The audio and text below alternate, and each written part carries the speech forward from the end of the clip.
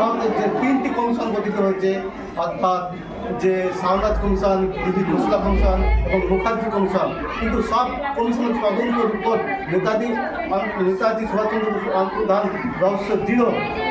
সেই সূত্রে প্রত্যেক ভারতবাসী জানতে চাইছে যে নিবন্ধনার পাশাপাশি আজ দেশনায়ক নেতাজি সুভাষচন্দ্র বসের 129তম বৎসর জন্মজয়ন্তী পালিত হচ্ছে। স্বাধীন ভারতে এখনও পর্যন্ত 3টি কমিশন গঠিত হয়েছে, সারনাথ কমিশন, দিদি খোসলা কমিশন ও মুখার্জি কমিশন। সব কমিশনের তদন্ত রিপোর্ট জিরো। জনতা জানতে চাইছে অন্তর্ধান রহস্য। এই নিয়ে আপনার কী মতামত? আজ নেতাজি সুভাষচন্দ্রের জন্মদিন। এই দিনটা একই দিনে সরস্বতী পুজো এবং নেতাজির জন্মদিন পূজার জন্য দুটো একটা মিক্সচারের মতো হয়ে যাচ্ছে।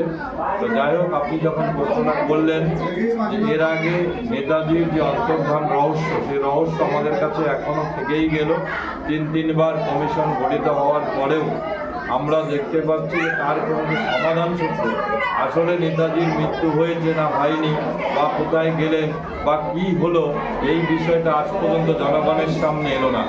এটা আমাদের দুঃখের বিষয় একজন বাঙালি হিসাবে, যে দেশের জন্য যিনি উৎসর্গ করে দিয়েছে, ওনার মতো একটা ট্যালেন্টেড ব্যক্তি, অথচ তারা অন্তর্ধান কী করে হলো, কী করে তিনি ভারতবর্ষের বাইরে চলে গেলেন বা পৃথিবীর বাইরে চলে গেলেন, এখন পর্যন্ত সাধারণ মানুষ জানতে ইচ্ছা করছে। কিন্তু দুঃখের বিষয় যে তিনখানা কমিশনার হওয়া সত্ত্বেও সেই কমিশনের রিপোর্ট এখন পর্যন্ত সঠিকভাবে পাওয়া গেল না।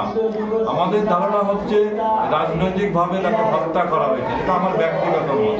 কারণ সেই সময় কংগ্রেসের সঙ্গে তার নেতাজি সুভাষচন্দ্রের মতের বিরোধ হয়েছিল, আর সেই বিরোধিতার জায়গা থেকেই আমার যেটা মনে হয় যে নেতাজি সুভাষচন্দ্রকে কোণঠাসা করে দেওয়ার জন্য হয় ইংরেজের কাছে তার মাথা বিক্রি করে দেওয়া হয়েছিল, অথবা তাকে খুন করা বা মার্ডার করা হয়েছিল, এটা আমার মনে হয়।